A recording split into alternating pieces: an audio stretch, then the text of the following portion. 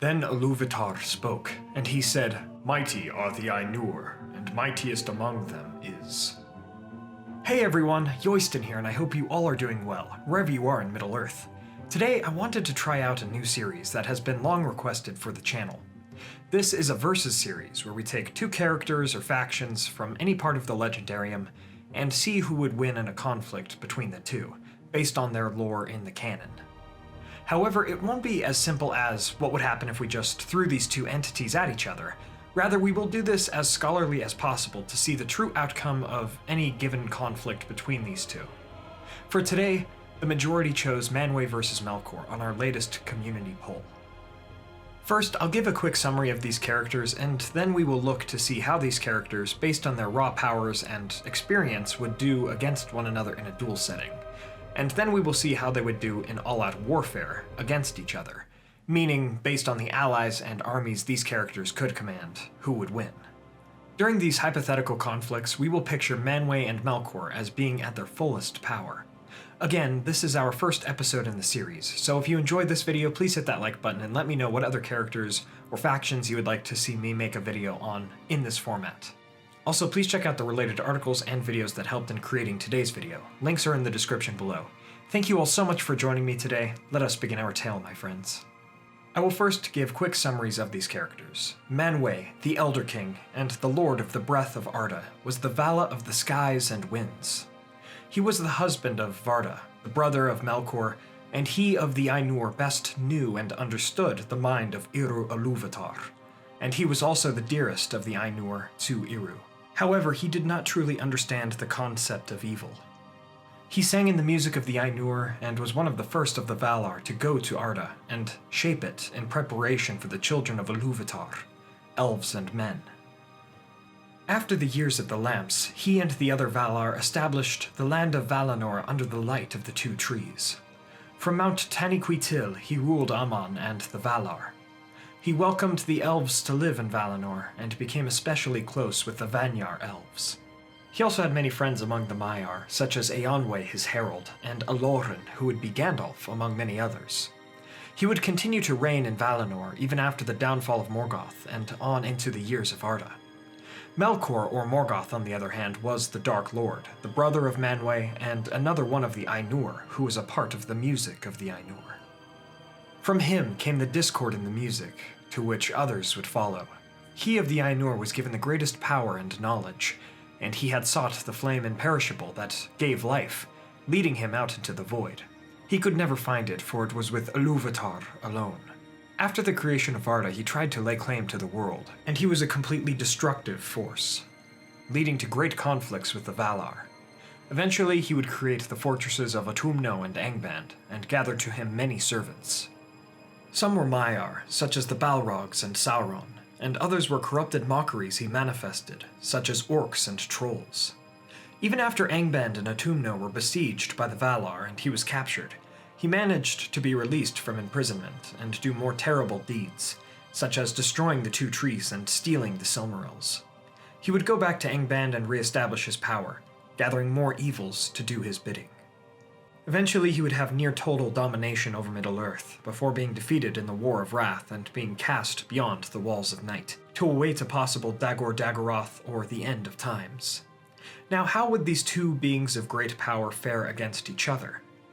I would like to take them both at their most powerful points.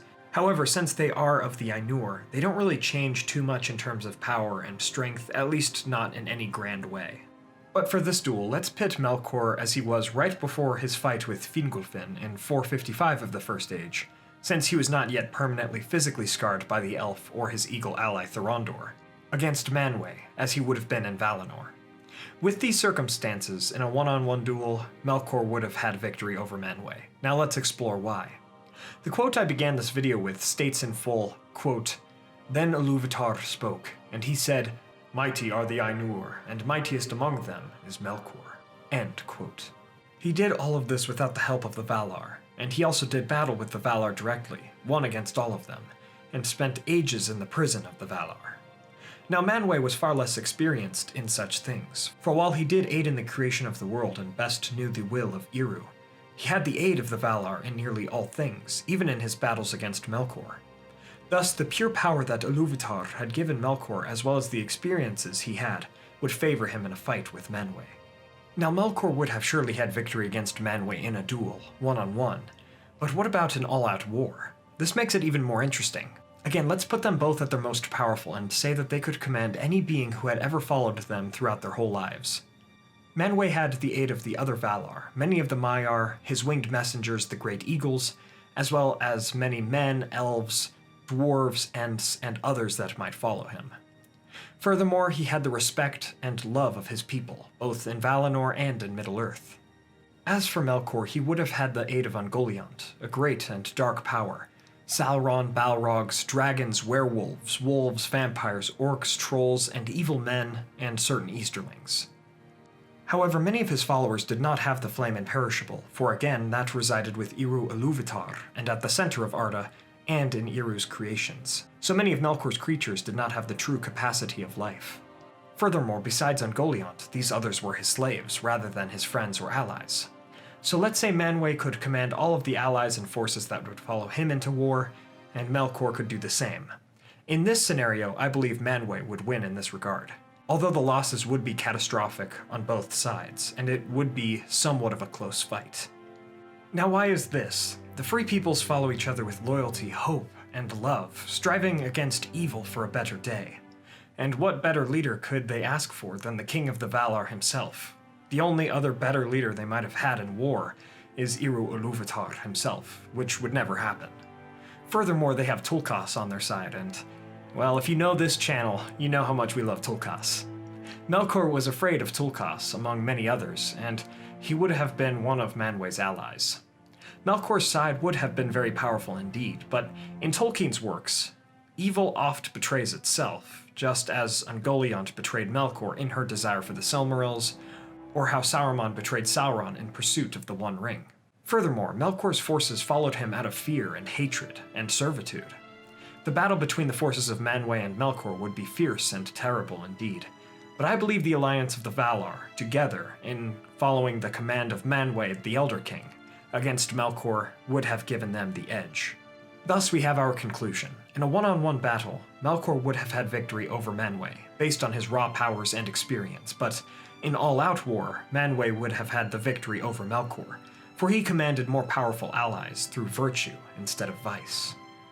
From these hypothetical battles between Manwe and Melkor, we see that while the strength of an individual is important, it is often the strength of one's relationships with friends and allies that truly counts.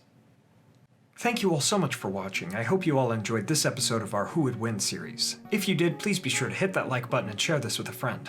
What are your thoughts, questions, additions, and corrections on Manwe versus Melkor? Who do you think would win and why? Please check out our music channel, Facebook, Twitter, merch, and Patreon for our podcast and Discord server. Links are in the description below. If you'd like to hear my friend Royan, who has joined us on a few live streams, and I talk about Middle-earth for hours on end, we have 23 episodes of our podcast over on Patreon. Please check those out for just $1 a month. A huge shout out to our Valar tier patrons over on Patreon: Adrian De La Tour, Chris Ortner, Peter Shepard, Kyle Wetzel, Lane Grimes, and Mr. Vatnadal. Thank you guys so much, it means a lot. Finally, don't forget to subscribe and hit that bell button to join the Men of the West and to all of the Free Peoples today, and I'll see you all again next week with an epic character history on a female character of your choice.